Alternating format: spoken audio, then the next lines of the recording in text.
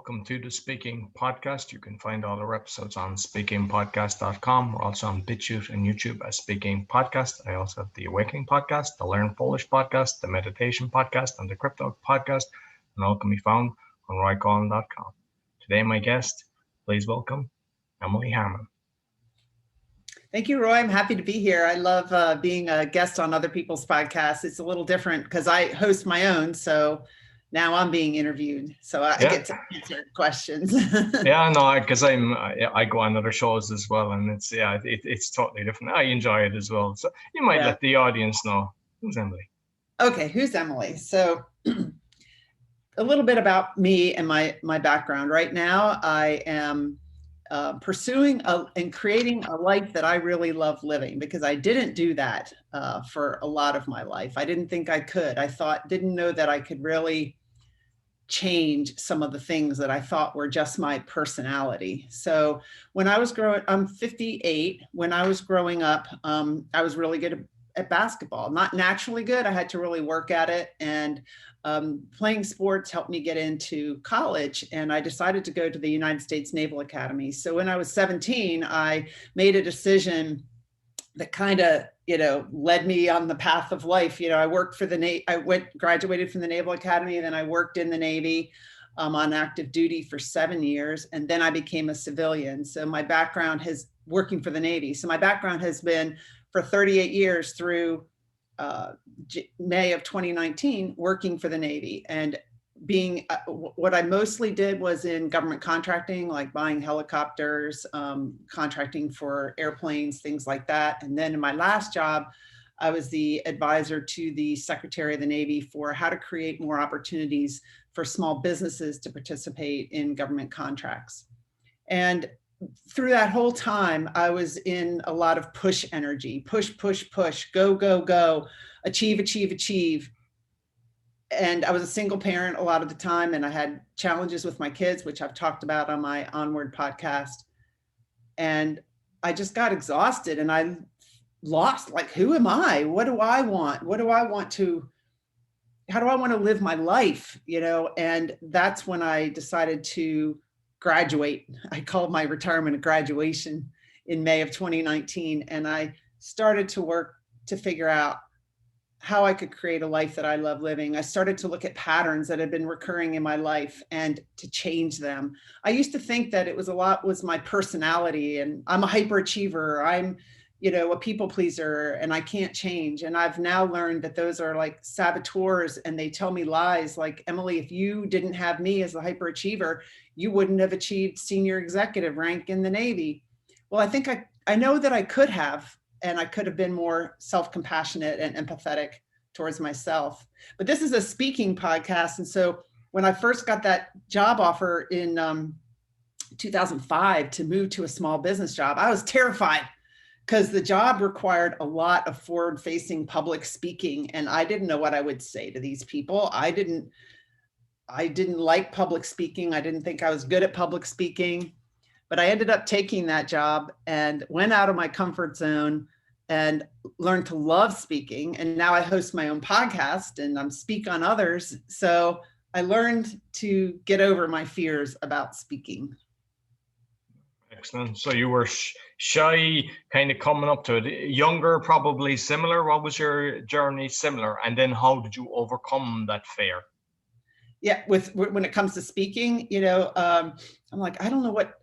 First I started writing out all my speeches, and I kind of read them, but I didn't like that because I didn't feel natural. And I just started overcoming my fear by just doing it. The more you practice, the more you put yourself out there, the better you get. And that was in 2005. In 2015, I had been used to public speaking, and once you know your topic, you realize your topic more than the audience. And so you also learn just to be your authentic self and to be natural when you speak, and then people will connect with you. And my first job as a senior executive, my first day on the job, I had to speak in front of 1,200 people, and I had to interview the director of the Small Business Administration, which somebody who President Obama had appointed in this job. So I was on this stage with all these people, and I was so nervous, but I was just myself, and it worked out just fine. So I think that's a big tip I have, is to just to be yourself and to step out of your comfort zone, and it will be okay. Yeah, I think the fear of failure is what kind of paralyzes us a lot of the time. Right. Fear of failure. And we all have these voices in our heads that tell us, you're not really good enough. Who are you to be speaking publicly? You don't know anything more than other people. And I can just tell you that I'm no better than anybody else. I just put myself out there. And so since I've retired, I've worked with a lot of coaches, because I thought that when I retired, even though I wanted to be a coach and a podcast host, I thought I'd have all this free time to get in the best shape of my life, to work out, to do all these things I wanted to do. And that's when I really realized that I can create my own busyness so that I avoid my feelings and don't have to deal with them. And I didn't want to be that way, but I didn't know how to change. I didn't know how to just be, how to be more relaxed, how to not be in push energy. And that's when I started working with coaches. And that's when I discovered this book written by Shirzad Chamine called Positive Intelligence. And Shirzad Chamine is a researcher. He's at Stanford, and he's done a lot of research on our brains. And there's a lot of new research coming out on our brains, which I think will help people who want to get into public speaking but don't feel like they can. It's called Positive Intelligence: Why Only 20% of Teams and Individuals Achieve Their True Potential. And I went through this coaching program with him, and in 6 weeks, I went from self-sabotage to self-mastery. I really learned that a lot of the lies that my saboteurs in my mind are telling me. And that has really helped me with being able to slow down, being able to create a life I love.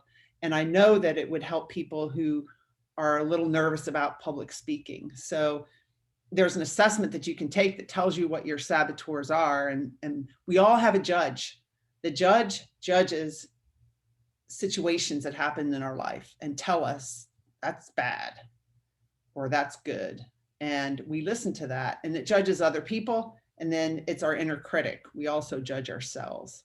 But Shirzad coaches that there are other saboteurs as well, like my top ones. There's 9 other ones: hyperachiever, people pleaser, and restless. I get into different tasks, and sometimes I don't finish, and I just, feel overwhelmed instead of just finishing a particular task. So he helps in this coaching program. We learn to understand the lies that these saboteurs are telling us, and how to switch into our sage, which is really our true essence, and how to not be stressed out. Our saboteurs cause all our stress, all our pain, discontent. So whenever we're feeling in stress, pain, discontent, nervous about public speaking, that's a saboteur telling us lies. And we can strengthen our mental muscles to switch to be in a more sage mode of self-compassion, curiosity, and it really helps with creating a life you love living. And also, I know it would help with, like, if you're in sales, or if you're in public speaking, or if you're having relationship problems in your family. It helps in all those areas. It helps us address that fear in a more compassionate way. And I think a lot of time with high achievers as well, they beat themselves up. They kind of tend to have to-do lists. They write down probably 24 hours worth of work that most people would take a week to do. And Yes. Even though they would do way more, they're still beating themselves up. And I know I used to be like that, but now I don't. I just, sometimes I have a what I've done list, or just like kind of like have a weekly list and just kind of cross it off, and more in flow, and making sure, like today now, beautiful weather, I made sure, go out, read a few chapters of different books, and just rather than work, and then go, okay, maybe at the end of the evening, go out and read my book. No.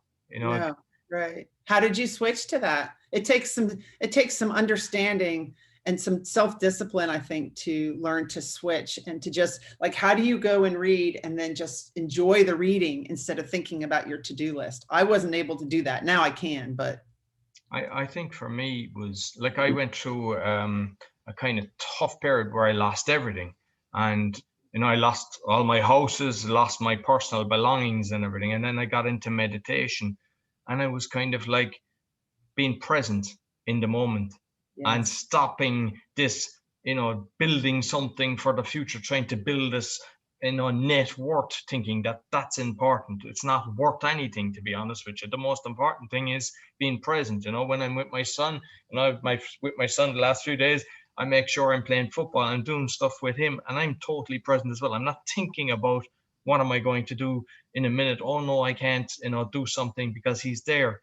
It's just, and I think meditation definitely helped, because you're Oh, just, yeah. I think people say, I don't have time for meditation, and it's like, if you don't have time, that's when you should start meditating, because you just kind of calm down and, That's smell the exactly roses. right.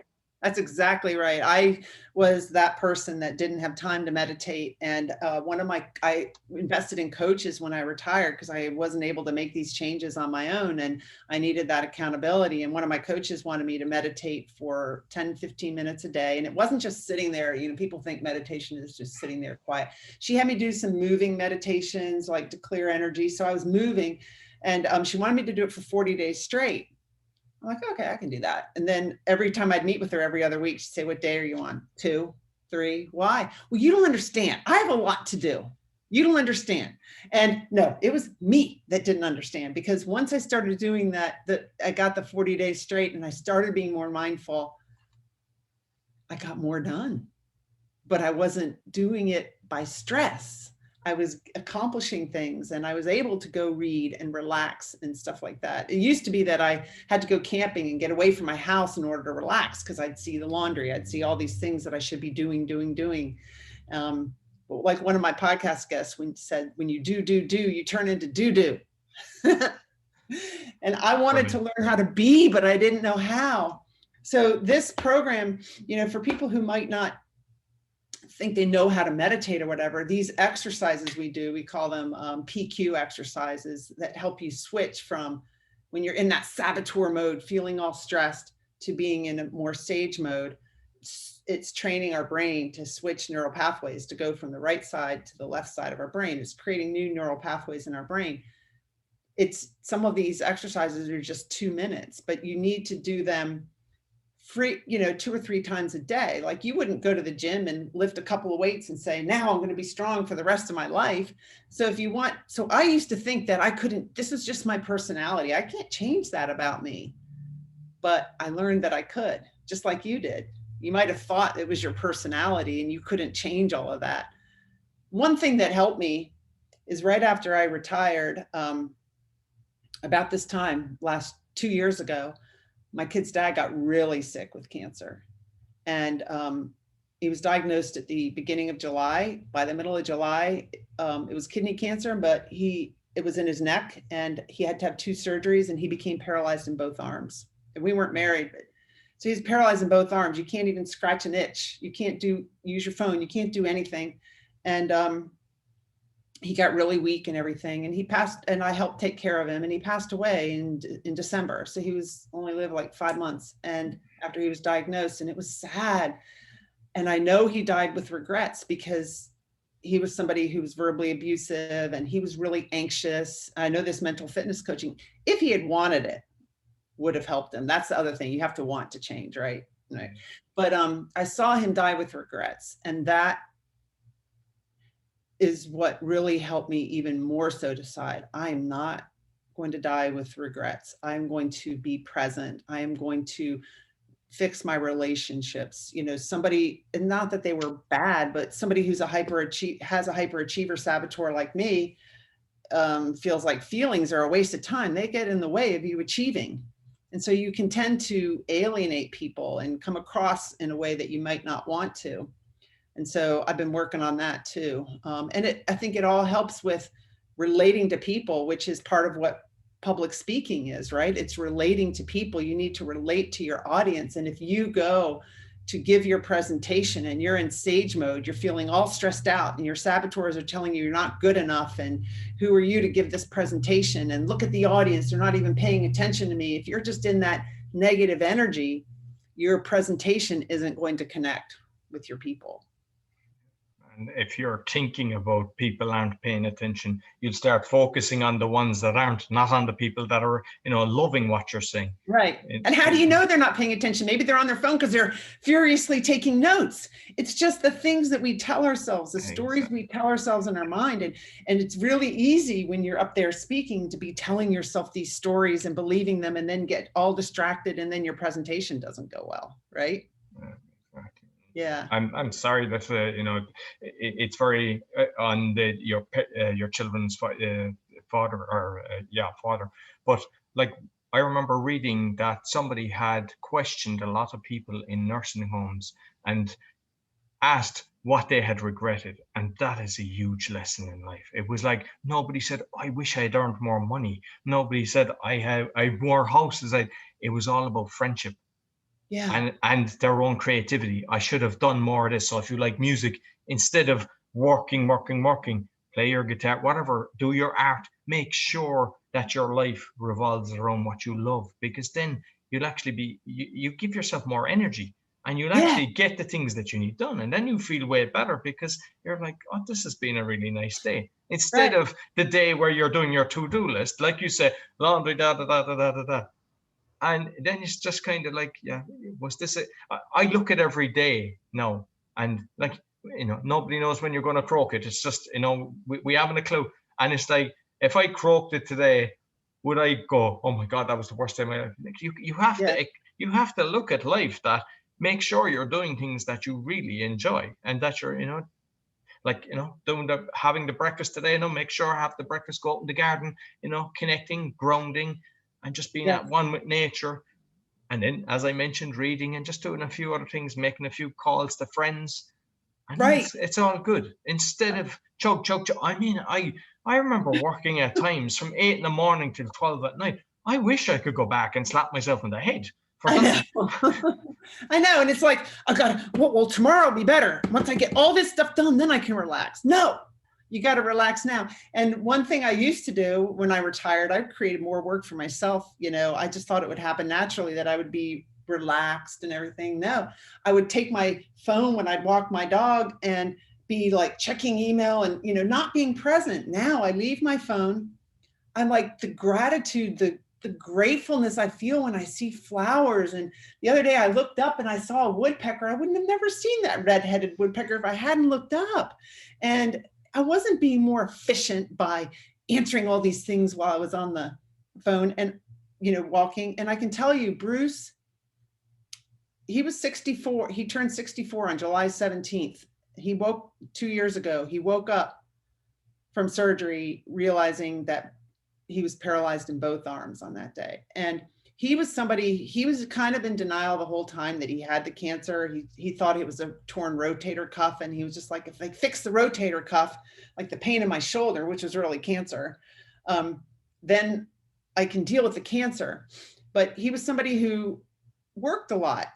And once that all happened, he couldn't use his hands to check his phone. He didn't really care about work as much at all. Work was just like, he didn't care about it. He didn't want to hear about it. Whereas before, that was like his life. But it just happened too late. And that's a gift. One of the things we learn in this mental fitness coaching is to find a gift. We can find a gift or an opportunity in anything, quote unquote, bad that happens. Look at the gift or opportunity you found in losing all of your houses and everything, right? So look at the gift or opportunity. My kids and I look at the gift that Bruce gave us by dying. We don't want him to be dead. We really miss him. But the gift is that we appreciate life so much more. And there's other gifts too, that have to do with, I guess there's other gifts too, but that's the biggest one is, and we were able to find closure with him, because he wasn't that close to my kids. And he said he was sorry to my son for not being there when he needed him. And he apologized to me, not like specifically like I would want to be apologized to, but in a good way. And I showed him that I forgave him by caring for him when he was sick. I cared for a husband, my former husband, who was not nice. And, but the whole time he was sick, he was nice. And I think he started, I know he spent a lot of time alone and in his thoughts. He wasn't somebody who shared his thoughts, but I know he had regrets. And if he had lived, he would have lived differently. So let's not let that happen to us and just then decide to live differently. And let's live differently now. And let's realize that some of the things that are causing us stress, what our mind tells us and all of that, it's not true. We all have it.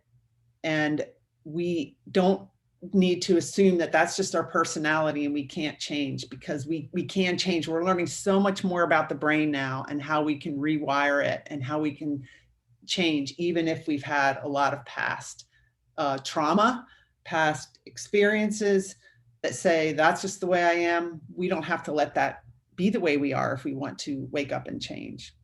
No, absolutely. And I think, the self-taught, because a lot of people say, I can't speak. I'm no good at public speaking, because then by saying it, you're repeating it into your head. So you're listening to them words, and you should stop that straight away, because the power of words is so important. Yes.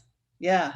Yeah. They're definitely learning that, like the difference between our conscious mind and our subconscious mind. And when we say I am, one of the things when you take this coaching program is you learn what your saboteurs are. One of mine is hyperachiever. But I don't say I am a hyperachiever. I say I have a hyperachiever saboteur. And that's completely different, because when you say I am not good at speaking, your subconscious mind doesn't know it hears, you're just going to attract not good at speaking. But if you start to say it, even if you don't fully believe it, I am a public speaker. I speak to hundreds of people. I impact the lives of thousands of people. My message is worth sharing. By sharing my message, I'm helping others. All those things, even if right away you don't feel it, you'll start to. And practicing gratitude helps. And I worked with a coach, so I would not be where I am today without having invested in myself and working in coaches, because they really help you see your blind spots that you can easily see everyone else's blind spots. One of my coaches said, when you point your finger at somebody, Roy, or I'm pointing my finger at you, but I got 3 fingers pointing back at me. So this program helps us look at ourselves. For example, my son is an alcoholic, and he's been sober for 4.5 years, but from age 13 to 23, it sucked. And I was really busy at work. I was hyperachieving, doing all those things, letting my hyperachiever saboteur rule me. And I was trying to fix, William and help him out. And I shared that in a podcast episode I published this week, that I was focused on him. He's my son. I've got to help him. Poor William, he is an alcoholic. He's not feeling his feelings because he's drowning them out with alcohol. But Emily, look at myself, is drowning out her feelings by staying busy and hyperachieving. Emily's not dealing with her feelings either. It's just in a different way. And I didn't know that about myself. I didn't see it. Now I do. And I think that kind of goes for the majority of people. A lot of people, that's how they deal with things. They don't want to, it's hard when it's in the family, how to deal with that. It's very difficult. Yeah. So I'm thankful that he's doing well now, and he can see that I've changed, because, I interact with him in such a different way. I don't let my judge, have me say things that are judgy towards him or whatever. And it's just such a better relationship. I feel so good. And I'm reaching out to different people, like my sister and others that I don't feel like I have the best relationship with. So I'm doing what I can about it, because when I'm on my deathbed, and I don't know when that's going to be, I want to know that I did everything I could to improve all of my relationships and to be content within me. And like you said, you were probably looking for happiness in your houses, right? In everything that you were doing and buying. And so was I. And the happiness, and I know people say it, and it's like, some people may not realize that they can find it, but you can. It's really just within you. I don't have to be a senior executive in the Navy, which I was, to be worthy. And that's something you deal with when you retire. Like I retired and now I'm no longer, I don't have that title anymore. And, but I'm still good enough. I'm good enough just the way I am. I don't have to have a title. Absolutely. And the way we were talking about words, because some people might think, no, that's all woo woo and there's no way. Like they've done experiments with, I've seen it with rice, and I've also seen it with plants where they were talking positive and negative and just leaving it normal. So, not doing anything, it just grows kind of normally. But the negative words, and I read a Japanese book, the guy has passed now, but he was able to actually show the crystals of the water. Water, yeah. There's a video on YouTube about that, talking mean to water and talking nice to water, and the way the crystals showed up in the water. So our bodies are what percent water? It's like 70% or something like that. Yeah, or more. And so when we talk like that to ourselves, we should be our own best friend. Absolutely.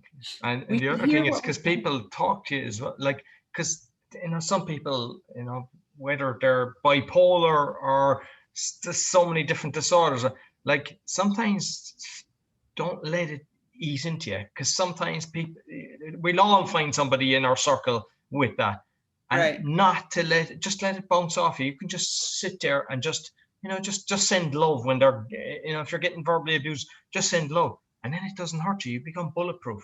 Whereas sometimes people take it in and then they go down and they don't become themselves, and it's a knock-on effect, and then they start, saying something bad. Whereas, just say it to both of us now, and you're abusing me, and I just don't abuse back.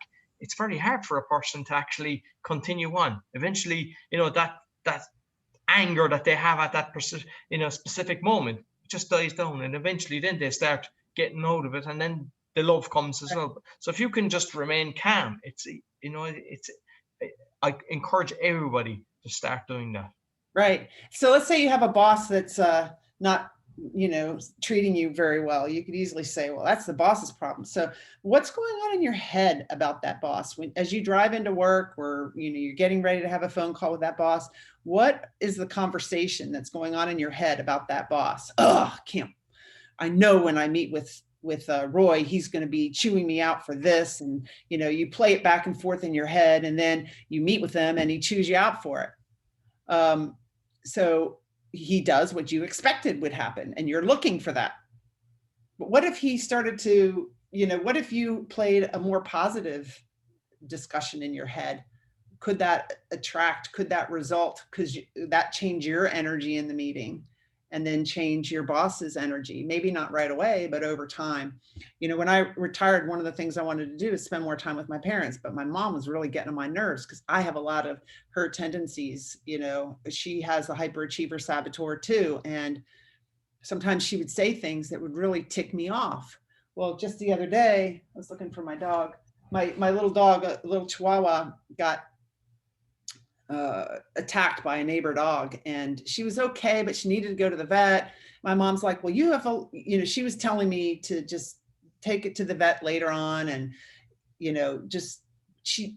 I was frustrated. I could see my judge starting to be like, you don't have any compassion for my dog. You don't even care, and I could have gone into saboteur mode and started attacking her and be really pissed off at her. But what I felt was compassion for her.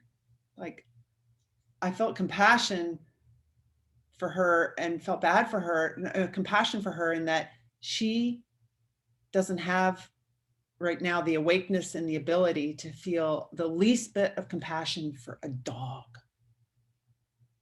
And it's a small dog. She likes big dogs, whatever. She just doesn't have that in her. And when I look at how she was raised and how she grew up, I can see how she developed that in herself. And so I don't then turn into saboteur and go, I just accept her. I accept the situation. That's how she's going to be. I'm not going to let it bother me. and it takes work to do that, but it's changing your neural pathways. And so it's just real, that's an example of how, it's helped my relationships. The other thing is, my dad likes to talk a lot, and my dad likes to play, he plays the piano. So he wants to play the piano for me, but I'm always in in the past, I would always be in a rush, and I've got to go, I've got to do this, I got to do that. I sit there and I'm like, oh, I'll listen to you play the piano, and I don't enjoy it. The other day, I sat and listened, and I was in the moment, and I was there for like 30 minutes. I kept asking him to play another song, and I wasn't antsy. I was enjoying, I was present. I was just feeling the music, and I hadn't been able to do that before. And like I always see that, people, when they're working, they're beating themselves up because they know they're not, giving their family the love and everything. And when they're at home, they're thinking about work and they're not present. And all I say is be present always. If you're in work, be in work and just stay focused to the work. And when you're at home, around loved ones, or, even a dog, whoever, give the love, give the support, and you actually get it yourself. Yeah. And so somebody might say, well, don't say negative things, just say positive things. That's like, let's say your mind is a garden and it's got weeds growing in it. Those your negative thoughts, right? And you just say, I'm going to say a positive thought. That's basically like taking some scissors and cutting the weed or pulling it out, but not getting the roots. What I'm talking about is getting to the roots. It's not as simple as just, I'm going to think positive thoughts. Why did I think that negative thought? I'll think a positive thought. That's not it. It's more pulling the whole roots out when you weed your garden. And that's what this mental fitness helped me with, getting to the root of the issue. And Shirzad, who wrote this book, has done studies and can show in MRI that over 6 weeks how the brain changes, and you do create those new neural pathways. And they've done so many studies on brains to see, we used to just think that's how I was born, that's the way I am, I can't change, but we can. It just takes some concentrated practice and just a few minutes a day, but it changes your life. So, and it would change the way you do your public speaking. You'd be like, I'm not going to let those saboteurs are lying to me when they tell me I can't be a public speaker. I can speak publicly, and I'm going to. And just coming from the angle that you're saying something that will benefit something. You mightn't even hear about it later. It could be someone in the audience, you'll never meet them again, but just by touching on something that you've shared that they benefit from, just knowing that you're bringing value to others, it's fairly very powerful. Right. No, definitely. And that's I think the point of life is just the journey and growing through the whole journey. And I could easily say, oh gosh, I wish I'd learned this stuff a long time ago. I would have been a better mother. I would have this, that, and that. That's beating myself up. That's not in the present. I can only be here. So I'm grateful that I'm learning now. And I think the other thing as well is, like, for example, if you see somebody that was a thief or somebody that's, has been in prison before or whatever, you earn compassion for them as well, because you don't know their journey, and you start going, you don't know where they abused as a child. You don't know where they under alcoholic parents, and they became out of necessity who they were. So why should I hate them? And just by understanding that, then you don't ooze that negative feeling towards them, and then they feel compassion, and it's a ripple effect. It'll change the world. Yeah. I mean, even though I worked for the Navy my whole life, I wish we didn't have to have wars. I wish we could just have compassion for each other. We don't have to agree on everything, but how can we work it out? Is killing people solving it? Is, I know that's idealistic, but I think but I think honestly, because we've been conditioned, and unfortunately there's a select few that are controlling the world, and they're funding both sides, so they intentionally make people hate a certain country, and then we're going in, we're freeing them, and it's all a lie. And like, you didn't know that, your fellow comrades don't know that, and I think when you find out, you kind of go, this is wrong. And to be honest, there's no need for war. Like, even if you look back at World War I, World War II, was all orchestrated. It was done. And even now, there's a lot of stuff done now as well for people to hate each other. And the answer is actually compassion and love. And that's something they don't like. They don't want that. They want to be fear mongering, putting out the CNN, the BBC, the RT, all these channels with negativity propaganda. And you just turn off that little switch. You turn off the radio when the news comes on. You might like listening to the music as soon as for some reason every hour they have to, bombard us with negativity. No, you just change the channel or put on your CD. And by not accepting it, like over the last year and a half, I haven't let it get me down. I've seen loads of people getting down. I don't. I'm in a great place. And I'm Right. sharing, and I'm just sharing with others and just trying to help. And everybody is capable of doing that. Just don't accept it. Don't accept the Right. hate. Don't accept the negativity. And just give compassion for others. And it's just share it. Because if everybody is really nice to you, what you become horrible? No, like I've noted even with the time I mentioned about all the properties, like everyone that I knew the same thing, because that was orchestrated as well. The whole banks, they basically were throwing money to everybody and then they turned off the tap. So then people were like, oh, well, people can't buy my properties that I'm building and all this and the whole lot. And it was all orchestrated. And then Mm. I saw people that were lovely turning into horrible people, but I actually knew they weren't horrible. They were just in survival mode. So Yeah. if so when you realize that people don't want to be ripping, like in business, people rip you off. Why are they ripping off? Are they ripping off because they want to be a multimillionaire, or are they ripping you off because they're trying to keep a roof over their head and put food on their table? And the same with a lot of the criminals that, sometimes it's they're selling a small bit of pot, or there's something not major, or they're just robbing food for themselves. Are they doing it because they really want to hurt somebody else, or are they doing it for survival? And Right. 95% of the time, it's actually survival. Yeah. This is a compassion that you have for other people. Yeah.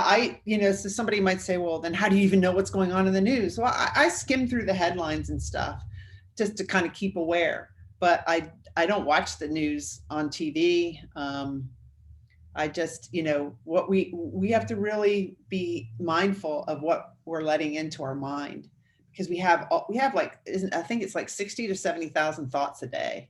So we can be more aware of the thoughts, and then because our thoughts lead to our feelings. And so if we can, get to the root of the matter and really address our thoughts, then we'll have different feelings. And then and the thoughts that we have are about consequences, things that happen, and we judge it as good or bad. And instead of accepting it as it is, it's not good or bad. Bruce died. Yes, I feel compassion. I'm sad, but I also need to accept it. So I accept it. And believe me, accepting it has taken a year or more, because I never dealt with the feelings of the divorce. So I was too busy. I was a hyperachiever. I didn't, had to raise my kids. So, and that was in 2002 when we divorced. So I've had a ton of mixed emotions, even though he was my ex-husband. So I'm not saying don't have emotions, but, I'm not letting, so we judge other situations as good or bad. I lost my job. It's bad. Well, what if it isn't bad? What are the gifts or opportunities you could see in losing your job? What else could show up? What else could you create? So those judging those circumstances lead to our thoughts, and our thoughts about circumstances. And then that leads to how we feel. And then that leads to actions and results and outcomes. So if we're not happy with the outcomes we're having in our lives, we need to go back and take a look at ourselves and not everything out there, because our lives are a reflection of us. And we have much more power within us to change our thoughts and to change our outcomes than we believe. And believe me, I didn't believe this 2 years ago. I've been working a lot on it. I've been opening my mind to more. I think that we're like a spiritual being in a body having a human experience, and all the experiences that we're having is our curriculum for life. And everything that I've experienced in my life has led me to where I am now. The hardships of raising a son whose goal was to try every drug that he could, And then my daughter, who had anxiety and going through a divorce, and you know, hyperachieving, and all those things have led me to where I am now, where I can help other people going through that. I'm turning all that pain into a passion to help other people. I could just let it have gotten me down. And there were some days I was down. There's some days I couldn't get out of bed. But for the most part, not, because I look at things, where's the gift or the opportunity? So when something quote unquote bad happens, give yourself like 3 days to look for that gift or opportunity, and to try to not judge it as good or bad, just accept it as is, and see what opportunities you can come up with. Exactly, not to be beating yourself up, because like there's nothing that's just going straight to the stratosphere. Like, we all have like ups and downs, and just, you know, acknowledge it. If you have a blues day, just, yeah, I have a blues day, and just little things like, you know, if you love your cup of coffee, just to start the gratitude thing, because I felt that really helped me, because, you know, when you have gratitude, you know, you're appreciating things, like just cuddling my son, or just simple things, but you start attracting way more because you appreciate it. Whereas before, when you're running for stupidity in life, you don't even think of these things. No, you don't. Because you're not present. You're not present. And the beauty, and I've seen so many more people now that are getting present. You will never go back. You will never be that other person. Never. Like, have you ever seen somebody, like, you know, we call them awakening or whatever, because like the awakening podcast too. Like, I have never seen anybody that has kind of realized, oh, so this is how it should be. Then changing back to, no, I want to get into this grind and just kind of, you know, chase my tail. It has never happened. Never. This is my doggie. This is like, I just, you know, to be present with her and snuggle with her. And, you know, I feel for my mom, who's like, well, don't take her to the vet now. You've got stuff to do.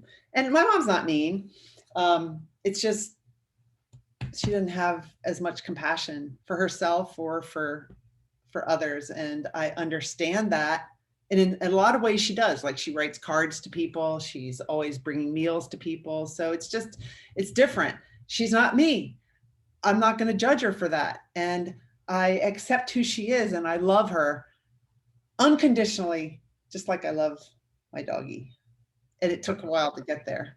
No, and that's very important, because sometimes we try to, whether it's a family member or a spouse, we try to mold them, we try to change them to be somebody that we, and everyone is different, and you just have to accept them for their flaws. You know, sometimes people can change as well, but don't be creating the argument because you want them to be a certain way. And, right.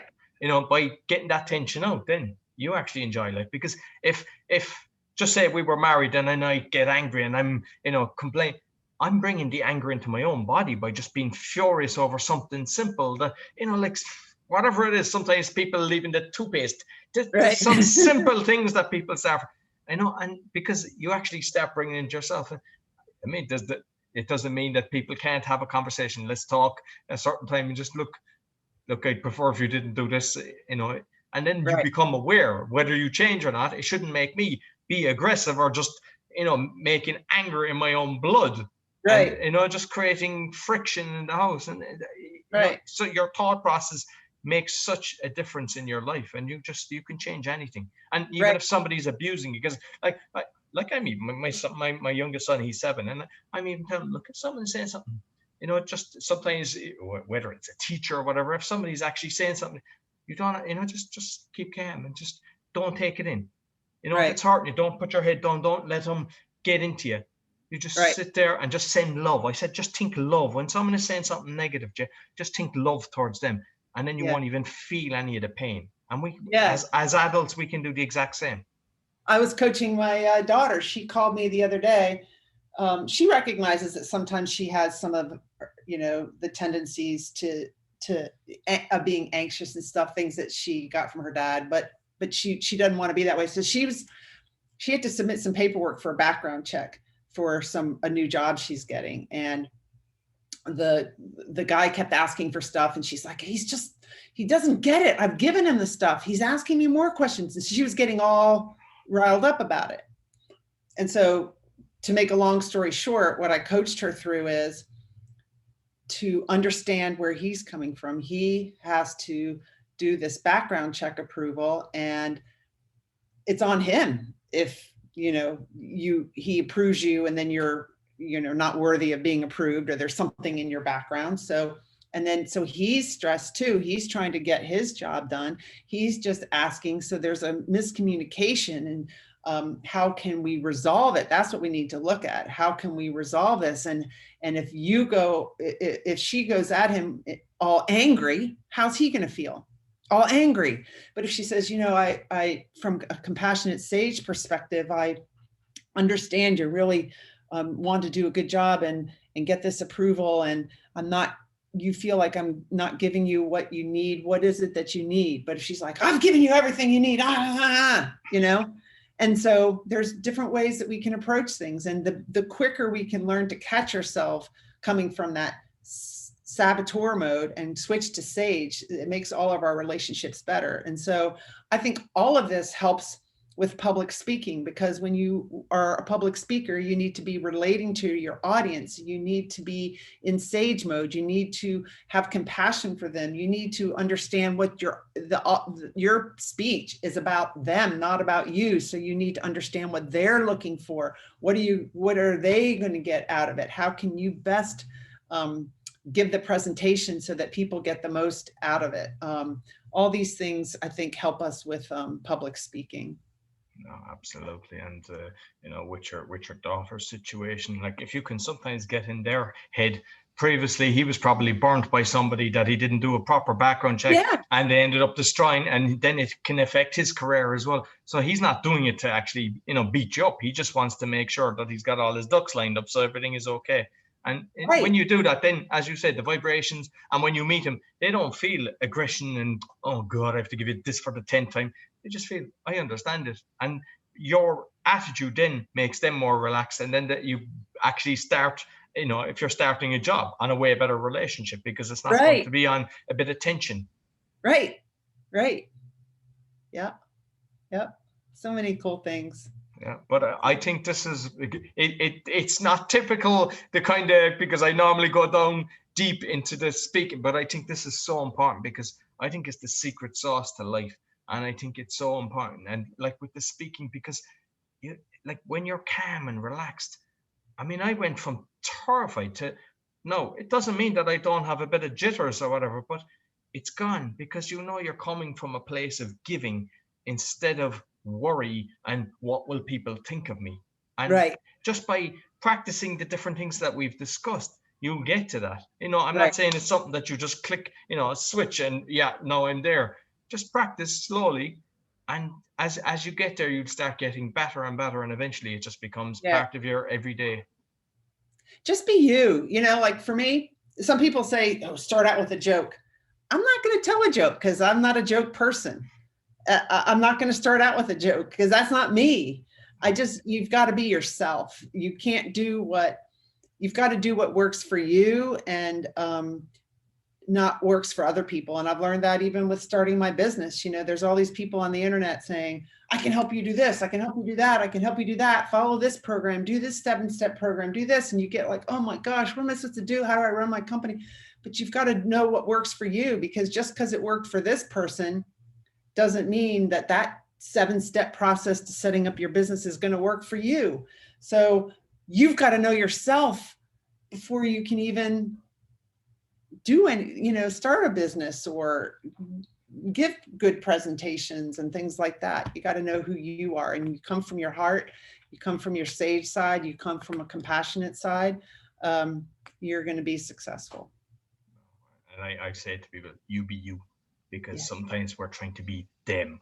No, you be you. You feel it yourself. You know what works for you. As you say, people are saying start with a joke. That's how I connect with the audience. If you're not comfortable with that, you're not connecting with the audience. They're seeing somebody tense and trying to be funny when they're not. That's not who they are. But yet you can say so many things to connect with them 100 times more by being you. Yeah. In fact, in that presentation that I gave when I first time on that job in front of 1,200 people. And I was new as the director for the whole Navy and Marine Corps of small business programs. They're wanting to know what I'm going to say. And I just told them that it's my first day on the job. I've got a lot of ideas, but I'm going to be in a listening mode, and I'm nervous. I'm nervous about like meeting your expectations. But when I started, I was nervous about this speech. It's my first speech in front of 1,200 people.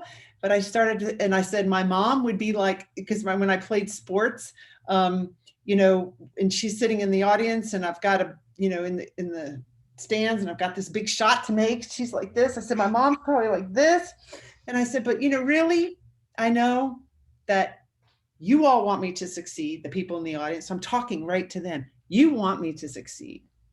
And my team, you know, the people that I'm going to be working with want me to succeed. We all want to succeed. We all want to create more opportunities for small businesses to participate in government contracting. So just like I have your back when I'm taking over this job, you guys have my back. And I know that. And, you know, that's the main gist of my presentation. And I know that one of the guys on my team came up and he drew a picture of a stick man on the back of his business card, and he said slam dunk. So, you know, and I was just myself. I wasn't putting all that pressure on me to have the right things to say, a policy change I'm going to make on the first day of the job. No, just be you. Yeah, love it. Yeah. So you might, with the podcast, because, you know, obviously people, you've mentioned a few things that you've discussed, and you might tell people what the podcast is.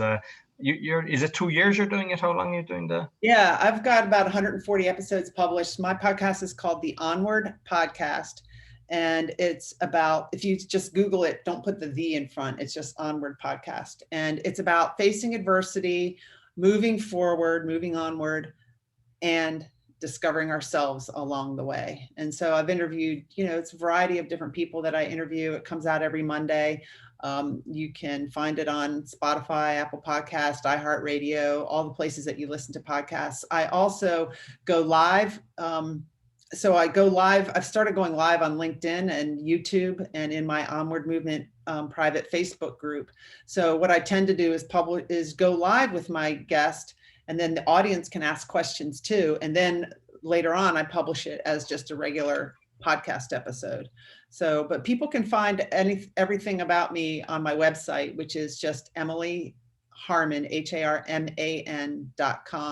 And that's where you can find my coaching that I offer, books that I've contributed to. I haven't written my own book yet, but I've contributed chapters to a couple of books, and my coaching programs, and then the Onward Movement Facebook group, which is just all about creating a life that we love living, releasing the fear of judgment, and creating a life we love living with competence. And I think a lot of people now are looking at themselves. You know, COVID has caused us to really question how we're living our lives, and do we want to go back to work? To that job? Do we want to go back to the office? What would creating a life I love look like for me? And this is where I think this mindset stuff contributes as well, because think about what you would love in your life, in the areas of your relationships, in the areas of, you know, the way you work, your work-life balance, your money, everything. Think about what you would like, and then see what your judge says. Yeah, you would like that. You can't have that. You can't have that because, what if you could? So that's another reason why this is like foundational. What if you could have that? And I've worked through that in the past couple of years with myself. I never knew how to, you know, have people pay for my services, because the Navy always told me what I was worth. And, you know, so selling or, you know, inviting people to join my coaching programs has been a challenge for me. I've had to really work on my money mindset and changing my attitude. The world is abundant. And, you know, so I've really had to work on some of that myself to create a life that I would love living, because my mind would say, my judge would say, no, you can't have that. You don't really want that. You know, you shouldn't go for that, Emily. But I'm starting to not listen. I've not listened to it. It took a while. And now life is even more and more awesome. Things that I didn't think I was worthy of, I am. And so are you. So it's up to you. The first step is to make a decision. I'm doing something different. I'm going to change the way I approach my life because I've only got one shot at it. And that's what Bruce taught me when he passed away. No, beautiful, beautiful. Listen, Emily, it's been beautiful talking to you. Really, I think everybody should re-listen to this because we've both been through it and we've come out the other side. And I believe everybody is capable of this, even though you might say, no, I can't do that. I definitely believe everybody is capable of it. So I'll make sure I'll have all the links and the podcast and all the different things in the podcast description as well as in the video link. So listen, thank you very much for the conversation. Welcome. So that's all for the Speaking Podcast. You'll find all our episodes on speakingpodcast.com. As mentioned, we're on BitChute and YouTube as Speaking Podcast. Be sure to give us a thumbs up, 5-star rating, share with your friends, especially this episode. Until next week, take care.